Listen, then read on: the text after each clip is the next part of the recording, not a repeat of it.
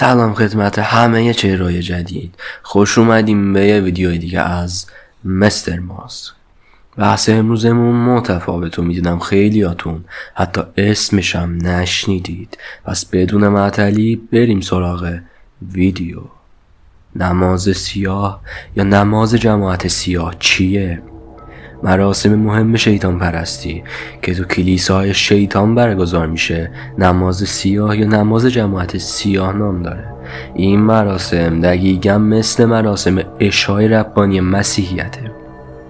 عشای ربانی یا شام خداوند یا آیین سپاسگزاری یکی از 7 آیین مقدسه که تقریباً تو تمام شاخه های مسیحیت به انجام میرسه. به اون تقسیم مقدس، راز محراب و راز خجسته هم گفته میشه. با این تفاوت که تمام کارها رو برعکس انجام میدن. تو نماز سیاه شیطان پرستان کشیش و حاضران در حالی که کاملا برهنه هستن دعاها و سرودهای مذهبی رو به صورت برعکس میخونن. مثلا هر جا که از بهشت سخن گفته شده از جهنم سخن میگن. هر وقت نام خدا یا حضرت مسیح آورده میشه همگی شروع به انجام حرکات کفرآمیز میکنن.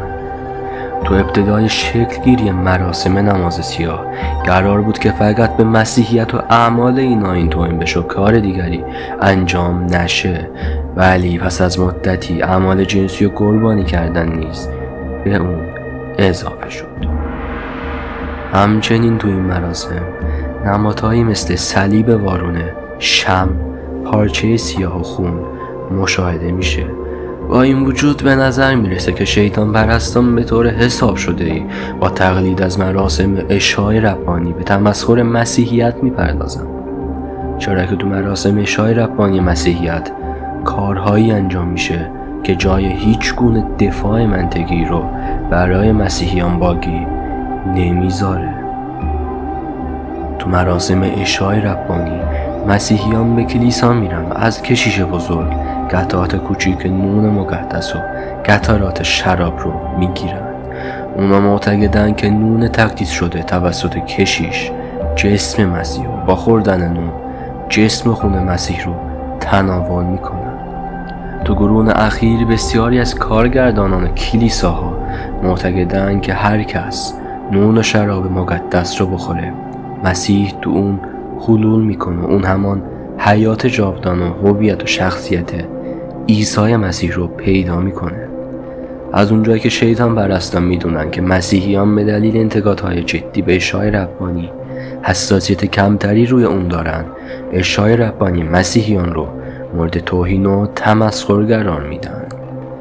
مراسم دیگر شیطان پرستان توی این شب اعمال جنسیه که این جمع با استفاده از غریزه جنسی پیروانش اونا رو به رفتارهای جنسی دعوت میکنه.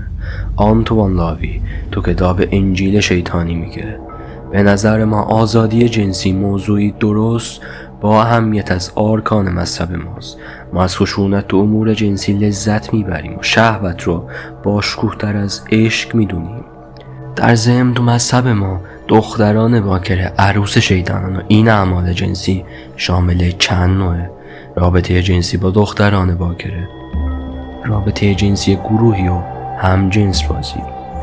جالبه بدونید هنگام عضویت یه عضو جدید به فرقه شیطان پرستی شخص جدید اریان شده توسط کشیش کلیسای شیطان یا همسر خود به 5 عضو بدن اون بوسه زده میشه که یکی از این اعضا آلت تناسلی اونه.